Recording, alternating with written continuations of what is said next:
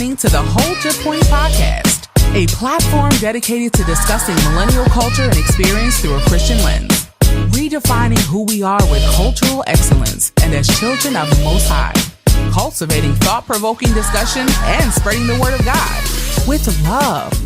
Hold your point. Good morning, good afternoon, good evening. Peace to the planet. This is the Hold Your Point podcast. We are the Hold Your Point podcast crew. My name is Fortunato. I got Lee Strauss in front of me, Michael Joseph, DTH, DJ. What's going on, boys? Hey, what's the deal? back again. Back Already again. know. Live and in full effect. And we back again. Isn't that a song too? Never mind. Back again. All black like we about to rob. Back again. Yes, sir. That mob. Hey, man, well, we got a good topic that we want to jump into today, man, and we want to talk about politics and where the place of politics should have its place in a Christian's life, and then just kind of dealing with some of what we've experienced just being young believers and, you know, how politics have shaped our lives, you know, our environment, our communities, the jobs, everything pretty much around us. And, you know, just kind of deep dive on that a little bit. So before we get started, though, I know we got a clip. So we're going to run this clip in regards to a little bit of what we got President Trump saying. It's like regardless of who's currently in the president, all we keep talking about is Trump, at least from a news standpoint. So we're going to talk. So we're going to look at this video real quick, man, and see what Trump got to say on his upcoming campaign trying to run again. The left-wing gender insanity being pushed on our children is an act of child abuse. Very simple. Here's my plan to stop the chemical, physical, and emotional mutilation of our youth. On day one, I will revoke Joe Biden's cruel policies on so-called gender-affirming care. Ridiculous. A process that includes giving kids puberty blockers, mutating their physical appearance, and ultimately performing surgery on minor children. Can you believe this? I will sign a new executive order instructing every federal agency to cease all programs that promote the concept of sex and gender transition at any age. I will then ask Congress to permanently stop federal taxpayer dollars from being used to promote or pay for these procedures and pass a law prohibiting child sexual mutilation in all 50 states. It'll go very quickly. All right, that's good. It'll go very quickly. So, I mean, you know, and so we got a little bit about Trump's promises. You know, as politicians, they give you the moon, the stars, the earth, and everything below it. And then sometimes you might get Martin Luther King Boulevard at the end of it. So we're going to look at, you know, some of what he's talking about and just talking about politics in general. What y'all think about that clip, though? And what's his political agenda? You think he really cares? I know he cares. Because it's at the end of the day, it's like, where's this money going? You know, and I feel like it's who he's trying to target. That's it. And it's in the left wing, you know what I mean, like that. So it's like, does he really care if Target has a non-gender bathroom, or, you know, what is his purpose? I think he cares tangentially. Like, what? Tangentially. Tangential. Vocabulary word of the day. It's just, Be it's like gentle with the number 10. No, sir. It's on the side. Like, it's not his primary thing. I would say he's more concerned with getting votes, and there's a large population in the states that hold those same beliefs. So he's appealing to them. But he probably also wants to live in a world where there's less of that stuff. You know, he probably would prefer it, but that's not his main thing. It's only a tangential point. Yeah, I mean that's pretty much a lot of what, you know, politics is. A lot of people are just trying to, you know, sway the opinion of one person or another in order to, you know, get the vote that they would need or get into power. It also has to do with a power thing. You know, it has to do with, you know, he's obviously running for election to become one of the highest offices in the land again. And so he's going to pander to a certain demographic that's going to, you know, possibly put him back there or put him back in there the first time. And obviously his party is the Republican Party. So he's going to have a lot of Republican views, a lot of views that are considered on the red side or on the conservative side of things. Mm-hmm. And so he's going to say things that is going to make that base, this is like to call it, Energized. or energized, aroused. They're going to be like, yeah, let's go Trump, let's go this person. I mean, that's not even to pick on Trump. That's just all politicians. That's all what they're going to do. They're going to pick on, that side of the aisle or that side of the issue, and then, speak on it. And so that's just basically, how you get a lot of the divide sometimes, between politics. So True. So, is politics a good thing or a bad thing? Is politics a good thing or a bad thing? What y'all think? I think it can be a good thing, but the overall trajectory of what it was designed for is not always a good thing. Just like law enforcement, right? I mean, the theory or the idea of it sometimes can be a good thing, but we see it's not holistically a good thing. So I think it just depends, because if we're talking about like on a small scale for like bettering your community and being holding a public office at a local scale like for the city and stuff, then that can be more impactful than being a president in some capacities in certain instances. Yeah, I will agree with that. It definitely depends, but of course, when you have people, they always get into something and corrupt it, right? So where something where it's supposed to be done orderly, they make it unorderly, right? Unfortunately. So, but I think politics can be a good thing. It has its place, especially with the way that things are done here in America, because we're not like North Korea where it's like communist. Like, you're gonna do it as I say. This is how I say it. So I think the way that it's done here in America is good, right? Where you elect certain officials to be in office, but like I said again, it gets corrupt, and then it becomes like a sales thing. And I would say also this, touch back on Trump, because I never actually said anything on it, but I would say a large majority of what Trump says he's going to do, he kind of does it. I mean, because he's not really a guy. He's not your. Except build the wall, right? He didn't do it. He started. He ain't finished. Yeah, he didn't finish. But he's not your. Which I think a lot of people appeal to him, because he's not your general politician that's going to tell you lies and tell you how everything's beautiful and nice. He's going to tell you how T.I. is. So that's my take on it. True. But do y'all think like Christians should have a place in politics, I think, or should hold office?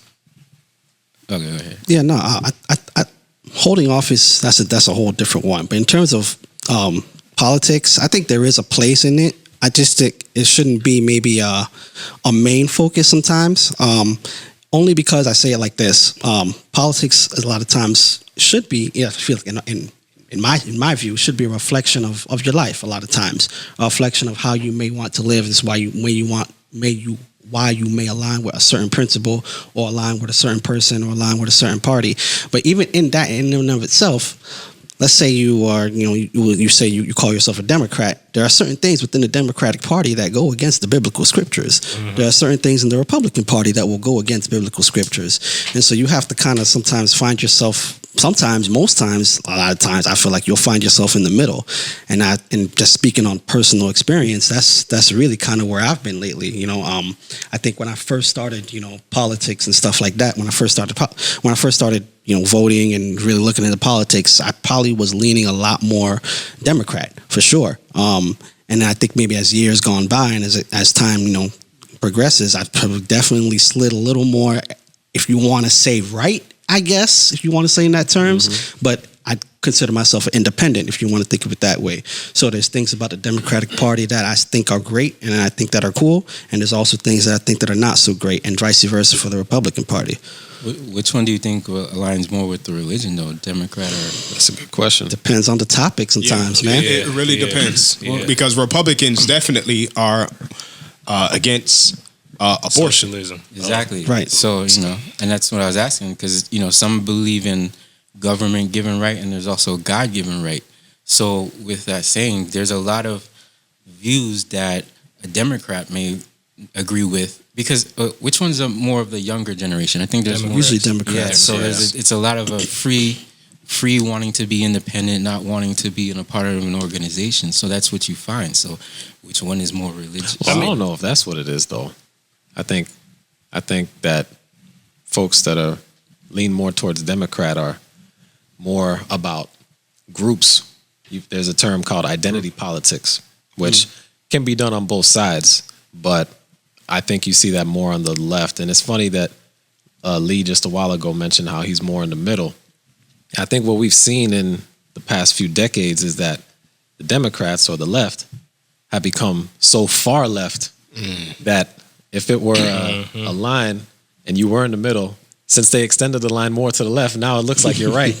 You're right. So you're not even so much in the middle anymore. And I think, as you guys were saying, a lot of younger people start out as Democrats. Even myself, not that I have ever registered with either party or anything like that, but I thought of myself aligning more closely. So you're not registered to vote? I said registered with the party. Yeah, Richard, you got to be. Oh, okay. Sorry. I guess we know who don't know how to vote. No, but I'm saying people generally kind of have those ideas when they're younger, and as they get older, they become more conservative, which I find happening to myself as well. Seeing the state of politics in the United States at this time, I find that I align a little bit more closely with the conservative values, at least the ones that they espouse, right? Now, I think the thing that we see is not always do the people in power put those things into practice the way they should, but as far as what they state that they believe in, those things look a little bit closer to me as far as what I agree with. Facts. And I think even to that point too, because I don't fully believe in socialism. Like I don't think that like everyone, like the playing field should just be leveled for everyone. Like, I mean, everyone should have the same opportunities, but I don't think like we should level it to make everyone like equal, because, you know, if you out here and you busting your behind and you making things happen and you growing equity and assets and, you know, value for yourself and your family, then I think there should be rewards for that, because you're doing what you're supposed to do and you're pushing the envelope forward. You don't want to help the non-fortunate?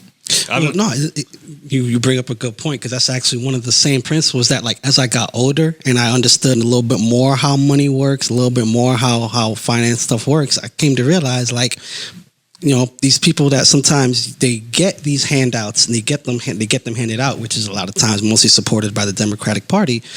You know, you get these handouts and it enables them to stay getting handouts. It enables them to stay that way. And it's actually a detriment instead of a benefit.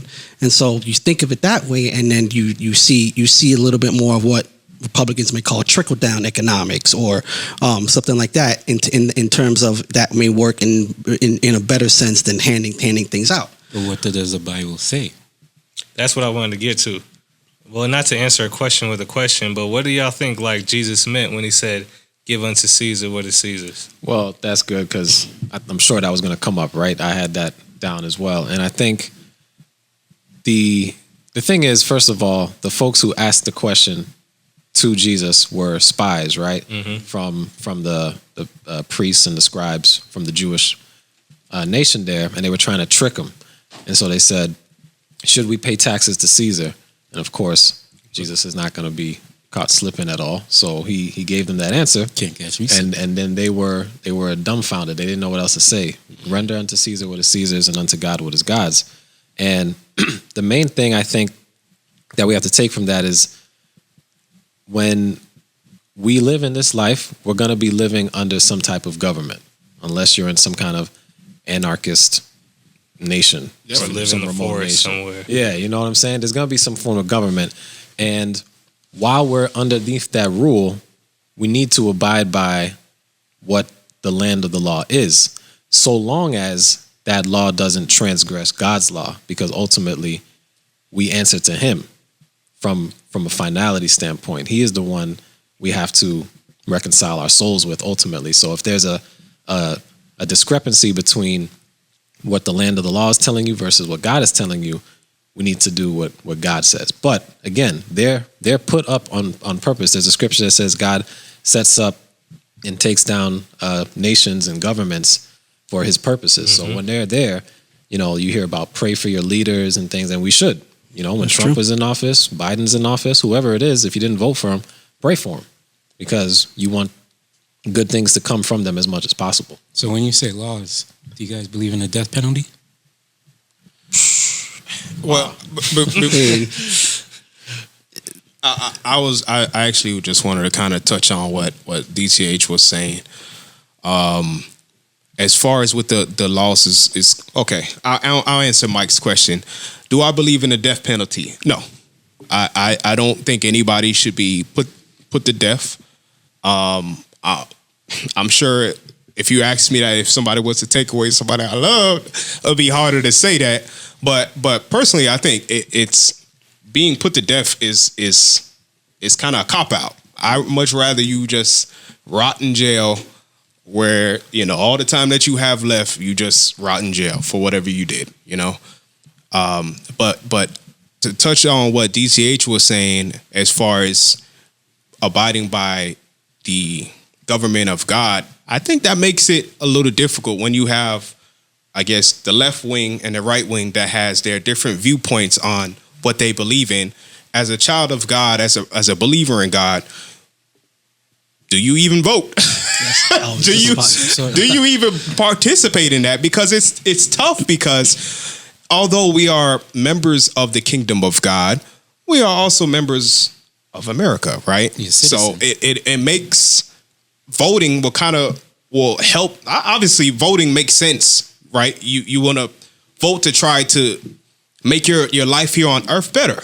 Yeah. But where do you go as far as what is a child of God? yeah, no. That's what I was asking. Sorry, real quick. Is if you believe in the death penalty? Because when you're voting, you're either voting for People who, abortion or you're voting for the death penalty. No, you bring up a good point because, like I said, there's good things and bad things about both. So, like you said, if you're voting, at some point you're going to choose something that's bad. You know what I'm saying? Because it's what people describe sometimes choosing the lesser of two evils, whatever. So that's what a lot of the voting approach is from a lot of people nowadays, especially here in America, because they don't see good things in either party, so they just choose which one is going to hurt them less. But as a child of God, is that even a way to go? Like this person, this entity doesn't have good things in their heart, but then you're going to put them into power. You're going to put them into a position of authority, as we talk about, and it goes back to the scriptures. They're not aligning with things of God. It makes it hard. It makes it difficult. I'm not saying don't vote. I'm not advocating not voting. Please don't get me wrong. But what I'm saying is it just makes it hard, really difficult. And I think what we see too is like the absence of people exercising the right to vote has caused like a lot of things that we didn't want to become law or, rule in our country, in our neighborhoods or what have you, to become that because people didn't go out to vote. So I think like as Christians and as believers, we should be trying to affect the system based on our beliefs with the power of our vote. And to be responsible enough to do the homework on the candidates that we're voting for. And in some cases, like y'all said, it might be the difference between Donald Trump or Ron DeSantis or something. And it's like, Lord have mercy, which way do we go? But it's like, for Obama. Yeah, but for the sake of your children, like, the church, the community and stuff, like we have to try to inject our beliefs or what we, who we are as people within that political system too as well.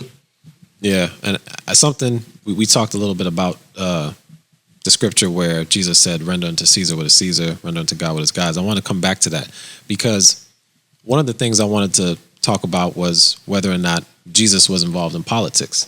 Because as Christians, he is our leader. He is the one we're looking to for examples more so than anyone else. And people may say that Jesus was not political, and I agree, but it doesn't mean he didn't have some involvement. And so as I was looking into it a little bit, when he said that, he was obviously giving credence to God, right? That's the most important thing. But again, the spies, when they came to him, they were trying to trap him so that he could be arrested and sent, or the news of what he said, right, which would go to the Roman governor, and then he would get arrested. Because by saying, if he were to say, don't pay taxes, then that's going to be a crime against the government. But the thing is, what was Christ's main message on earth? repent, the kingdom of heaven is at hand. Kingdom of God is at hand. Now, as I was looking into this, I read something that said he could have easily said, Something else. well, he could have said, the family of God is at hand. But that doesn't sound as offensive as this kingdom is coming. Yeah. A kingdom implies government, implies sir. rule, Come on now. implies law. Yep. A new kingdom in town. And so that is an affront. It was an affront to the Romans. He's saying, we're the ones running things. You're telling me there's another kingdom that's coming? I like that. So he was, and not the way we look at politics now, getting involved in politics and mudslinging and these kind of things, but he was making a political statement without being political, if you know what I'm saying. Yeah, definitely. And then even with to that point, because it just reminds me of Melchizedek. And, you know, he was a high priest, and then the law followed after the high priest was Melchizedek. And then when Jesus came, the verse says, once there are changes with the high priest, then it's also necessary to change the law. So that's a really good point, because, like, Jesus wasn't enforcing what the law of the kingdom was. He was doing that the whole time, but he was doing so, like, without getting mixed up in the political realm or getting. Right. So that's a really good point. Yeah, his concern, and his only concern, was his own government, right? Trying to enforce his government, make sure that the people know that it's this government that truly matters at the end of the day. Very good point. And then, too, remember, like, before he said to give unto Caesar what's Caesar's, remember he looked at the coin Yes. and he realized. Whose pictures on this? Yeah. Right. Whose image is on this? Yeah. Exactly. So the affairs of the world, it's like, you know, let them, like, give what the affairs of the world asks for. You know what I'm saying? Because I'm clearly not in this. My picture and nothing is on this coin, so it has nothing to do with me. So I think that was good too. And I think what it shows too is that, I'm trying to remember the way it was put, but it makes sense that you can have involvement in politics Humility. without politics being your world. I'm trying to remember exactly how I read it, how it was phrased, but basically, when it comes to Christians having involvement in it, it shouldn't become like our whole way of life. Basically, there's a world outside of it, right? But as being in the world here, we have to interact with what's around us, and politics is one of those things, and so we shouldn't necessarily avoid it. And that's kind of new to me in a way, because I probably in the past generally thought that, you know, politics, not that it was bad to participate, but it just wasn't necessary. Like, it's going to be worldly people that are in government. They're going to do what they do. We just got to kind of keep our heads down, so to speak, as Christians, and do our own thing. But as I've grown a little bit more, I think there are opportunities for us to enter into, you know, government realm and roles and enact certain things that we believe should be done. Yeah, no, because it's actually to your point. Because I mean, essentially, you know, like I said, the kingdom is going to come down the hand. It comes down. It starts from a king. That's where that really, that really emanates from. And then, like, you see that today in a lot of the politics today, and that's why, honestly, some of it is so flawed, and some of it is so, you know, so much corruption. We talked about it earlier. Anyway, it's because it's man-made. You know, a lot of these political systems that we have now today, it's a man or woman, whoever, they instituted that, and they're going to put their rules and their institute and their laws into it. And, you know, just to bring it back, it kind of makes it seem, it makes it a difficult thing sometimes, especially when I know there's a term called red states and blue states, you know, and sometimes you'll Florida be going back and forth all the time. Florida can never make up its mind. But anyway, yeah, there you go. But you see, there are some states, they will always vote red and they will always vote blue. And when I say they will always vote red, I mean they will always vote Republican. And if they always vote blue, they'll always vote Democrat. And that's because even in those little states, in those political systems, they've instituted their own rules. They've instituted their own policies. They've instituted their own specific things for that specific little part of the country. You could see it in New York or California or Alabama or Texas. Those states will always have their little world in it. You know what I'm saying? So if you go to those different states, it's even different, like how it's different in those, and that stems from the top. Yeah, that's why you see when these politicians are running, they'll flip a whole state from red to blue. But a lot of times it's like, okay, so my question to you guys is, what if a politician running does not align with your beliefs? Should you not just vote? Just don't vote at all? Is that what you're saying? Yeah. Well, real quick, I'll just say, because I think you should vote if you can, but at the same time, you have the right not to vote. You know what I'm saying? You got people fought for the right to vote. That's true, but it's not the right that you must vote. You know what I mean? So I mean, if you feel that you don't have someone you want to vote for, then I guess you shouldn't. But I think more often than not, I think it's a little irresponsible too, though, because go ahead.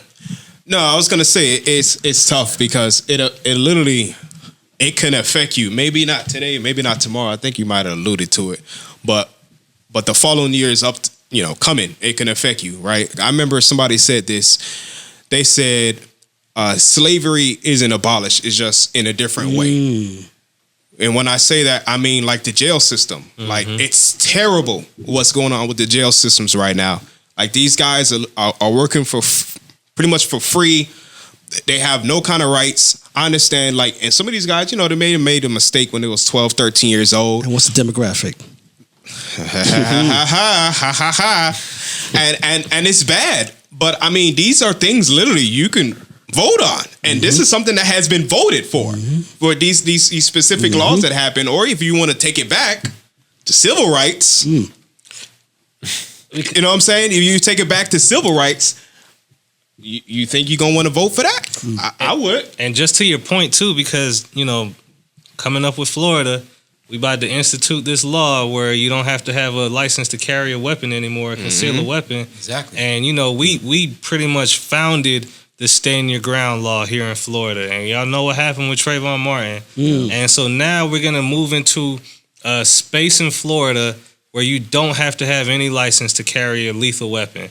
And we still have the stand your ground in place. July, right? Yeah, it's in July. So those are the type of things where it's like it's important for us to be involved in voting. And I think it's more important, not even on a national level, but on a state level and on a local level for us to be involved in voting. And that's exactly why I was, kind of trying to bring the red state blue thing.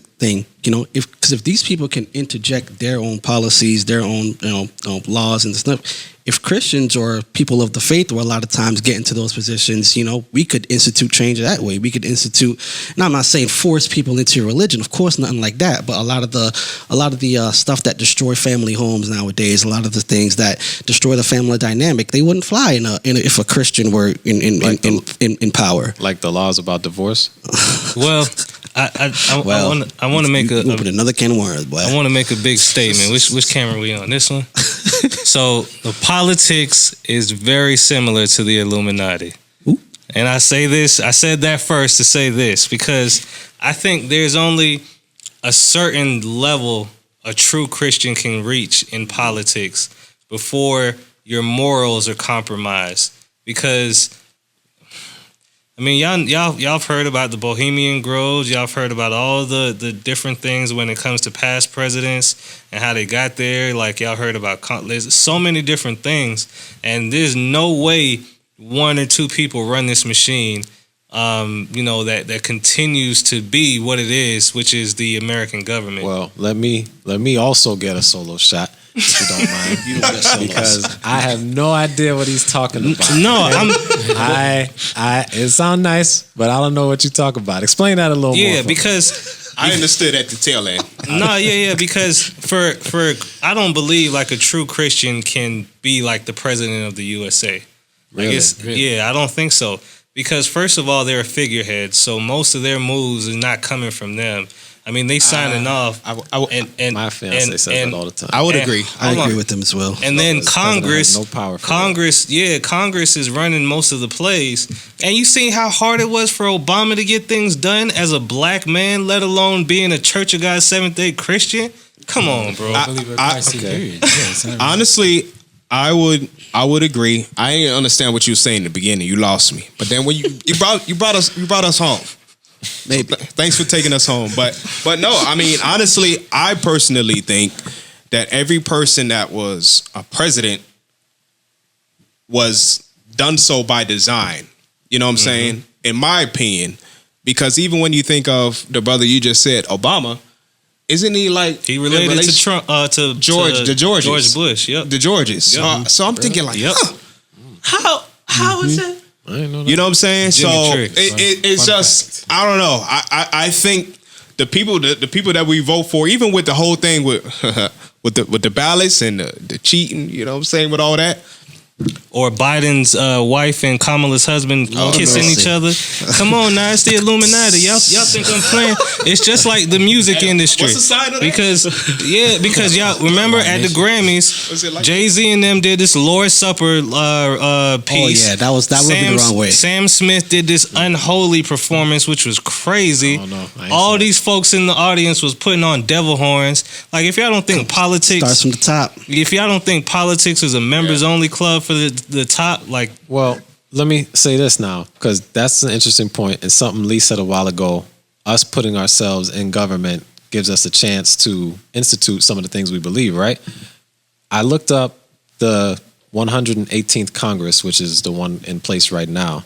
It's from the Pew Research Center. What percent of the people in Congress do you think are Christian or affiliate themselves as Christians? What percentage? Probably a whole bunch. yeah, because Yes. it's such a generic term. 471. I'm sorry, 469 currently.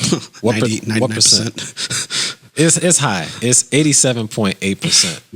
And so it breaks down Christian between Protestant, Baptist, Methodist, these Yeah. different things. And then there's Jewish, Buddhist. But the overwhelming majority of people in Congress align themselves with Christianity. But I find that so interesting because when we see how things play out in this country, So contrary, huh? it seems to be very opposite from what we know Christian values to be. Look at money. It says, "In God we trust." You know, it's originally started from back in the days when we had the I don't know what Benjamin Franklin, all of them, the Constitution. They first wrote it, but we've taken God out of schools. You know, schools can't even pray at the flag anymore. And that's another point, because even with DeSantis removing African American studies, right? Yes, That's what he it is. That's not done with him just saying waking up one morning over some scrambled eggs It's a calculated move. and his wife saying, you know what, today, honey, we're gonna take African American studies from Florida. Like that's a vote. Yeah. And that means that the people who should have interest was not involved in that, or they didn't care enough to be involved in it, and we got swept up. So it's just another example. That's where the homework, and you know, like I said, if a lot of things that don't align with your beliefs, should you vote? Because you know, running back to what DJ says, if someone took a family member of yours, you know, you don't believe in him losing his life from the government, but you're still paying taxes to pay for that man while he's in jail till his death. That's true. So it's on the flip side, you know. I personally don't believe in the death sentence, but at the same time, you got to understand, it's kind of like hard. Where are you gonna vote? The flip If a side. lot of the things are, you know what I'm saying, and then the same party you vote for could believe in abortion. Mm-hmm. Yeah, You know what I mean? it's a toss up. You know, at this point, there's good and bad on both sides. I think you just have to vote. You know, you pray about things before you do them. Hopefully, right? So God can guide you, and you make the decision that God is leading you That's true. towards. You Yeah. make the best decision you can. Yeah, he might say vote for left, vote for right, don't vote. You know what I'm saying? You just gotta wait for him to lead you. So no, that's a fair point. But I'll kind of lean back into, like, do you think politics should even be discussed in churches? I think there's politics in church. There's politics everywhere, but I don't think like government politics should really be like a topic of discussion in church, because it kind of gets away from the whole meaning of why we're there. I think I think the extent of it should be maybe giving information, but not trying to sway anyone towards one way or another. But you know, information, people can take it and do with it what they want. But it's good to provide them. Hey, look, this candidate said they're gonna do this, this, and this. Because I'm sure most people don't spend the time to look into all of the things that these candidates say that they're gonna do. though, right? Well, how is it swaying to provide information? I mean, if you just provide information for From one person, side. No. Well, I don't mean just one side. I'm saying. I got you. This is an example, but I would say maybe that's the extent of it. But if you're trying to get into vote for this person versus the other. I think that's taking it too far. Do you think that it's it's okay for churches to invite political leaders into their building to speak to their happens a lot. congregation in regards to a vote? Yeah, that's a political move. That's just to look good for the camera. I think it's okay. I don't know, actually. I don't know. Didn't something like that happen recently? Yeah, Biden was like, black church didn't know how to know the words of the song. Or like law enforcement or something, right? Like they're Well, whether it's like, true. a Police mayor chief. or senator, whoever it is, Yeah, in position. and yeah. they're coming into a church to speak to the congregation to try to win votes. I think that gets tricky. That's a good question. It gets real I tricky. don't know. What do you think? Well, that's why I asked y'all. The only thing I say about that is there is like a separation of church and state a lot of times that we try to establish in this country a lot of times, and what you'll see is a lot of times religion and politics are supposed to be separate, but I find it very difficult to separate the two many times because both have to do with your beliefs many times. So they're true. both based on the same premise many times. So to bring someone of a political stance in your church, it's tricky because you're not going to have everyone who believes what that guy says. Or I mean, not to say everyone who speaks on your rostrum, everyone is going to believe them, but A spirit of discernment. that too. I mean, well, the reason I ask is because, like, without the separation of church and state, then we kind of find ourselves moving into, like, the prophetic pieces of where the Sabbath becomes, a place of being questioned, I guess, on whether you can keep it or not. We've had those instances, or the Sunday law going into place, or having, because I seen there was oh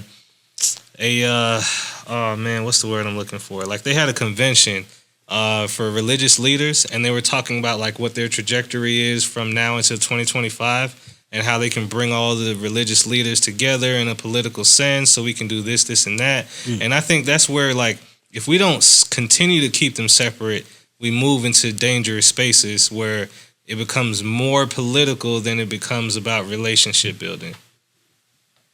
Let me ask y'all this, and I know this can go long, so we don't have to do that. We can try to keep it short, but we live in a system here in America that is under capitalism.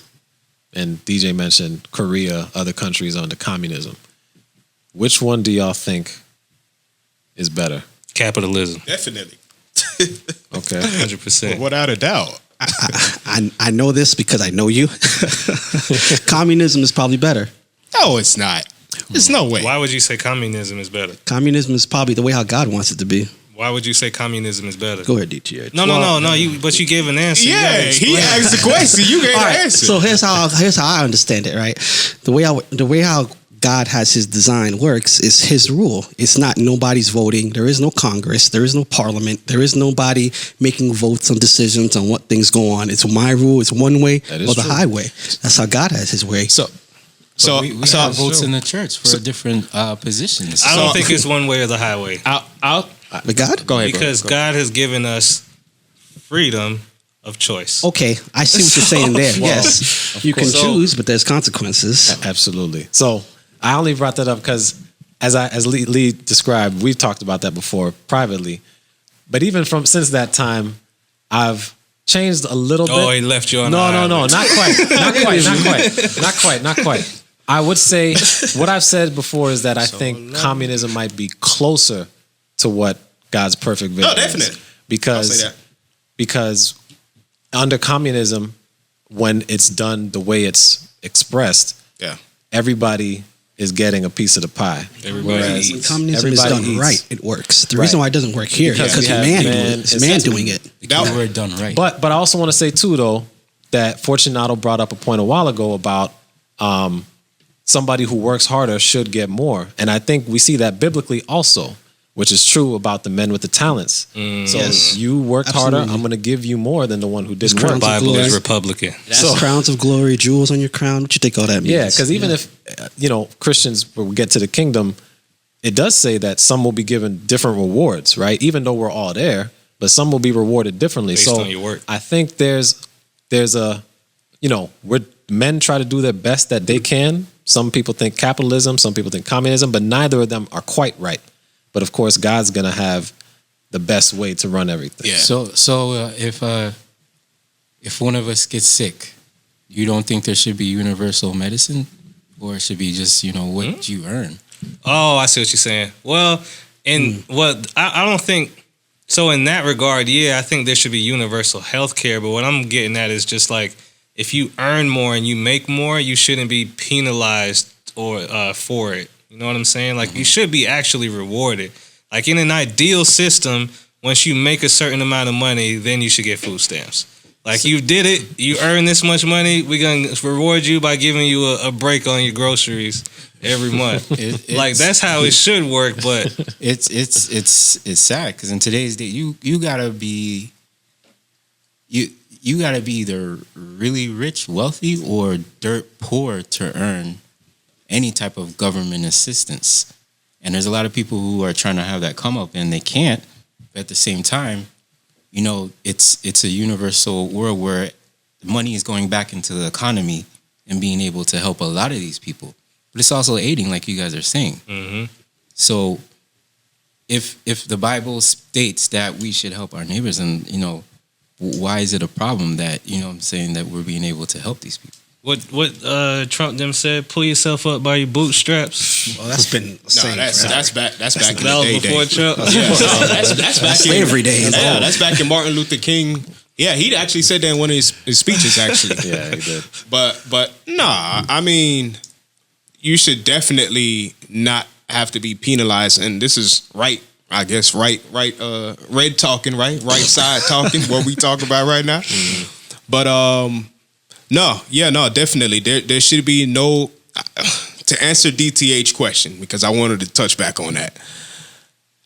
Definitely the society that we're in America right now, capitalist society is obviously the way to go. For sure. A communist society only works when you have a creator, which is God. Of course. You gonna live under Kim Jong-un's foot? Of course. I mean, he's a man. He's gonna mess things up. Yeah, and I think you actually alluded to that. Yeah, that's what I was talking about. That's what I mean. Yeah. I don't want it to get misconstrued. I do not support Russia. But okay, so I guess it's a pretty wild hypothetical. But I'm just saying, like, if we had like a leader like Martin Luther King, right, who came up and He's now still who's gonna mess running up somehow. and now he's running for president. That's what I was gonna ask. Yeah. And he instituted communism. Still won't be perfect.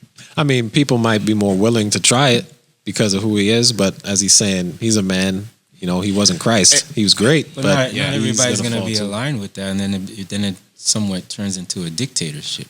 Exactly. So Because the carnality of the flesh, Of course. there's no way one man can stand on top of communism and just remain humble. Yeah. Period. I'll say, like, as far as political views, man, it's kind of neck and neck with religious disagreements. Like, politics and religion is neck and neck as far as the disagreements with everybody in the world. So trying to get everybody on one page, nah. And last thing too, That I ain't gonna think work. I just want to add this too. I think another piece that complicates things is the lack of resources. Because if we lived in a world of unlimited resources, it wouldn't be a bad thing for the guy who wants to be a billionaire to keep getting more stuff. Because there's plenty of it to have. But when you getting more stuff means someone else has to get less, That's it. that's a problem. It's a zero-sum game. You know what I'm saying? Like, you getting a car necessarily means someone else can't have that car. But that's because we don't live- economics. and then there has to be, Yeah, but- And there has that's to be how a we loser keep to be a pushing winner. the ball forward. Yeah, because if everybody had everything, then there would be no need to trade or barter or do anything. Because it's like, But I got my own, you got your own. I mean, even though in a good, like, because I think when Mansa Musa was around, like, I think that's how the cultures of Africa was. Like, everyone had sustenance. So there wasn't people who were like in need, but Exactly. And that's why I said, well, where does love thy neighbor come in? Love thy neighbor and see them suffer? true. Can't let that happen. Yep, true. Well, as we go ahead and start wrapping this up, man, it's been a little bit about politics in America, where we stand and what we believe in as Christians, as young believers. And I think the basis and the most important thing in what we've discussed here is that we should affect our local politics, our state politics, our national politics with who we are as believers. and try to navigate the course of our lives and our children's lives the best way that we can with the power of the vote. But at the end of the day, as Jesus rightfully said, we're going to give unto Caesar what is Caesar's and stay focused primarily on kingdom building. So, Amen. This has been another episode of the Hold Your Point podcast. We are the Hold Your Point podcast crew. Make sure you like, subscribe, follow us on Facebook, YouTube, Instagram, all that good stuff. Tell a friend and tell a friend. Until next time, man, we out of here.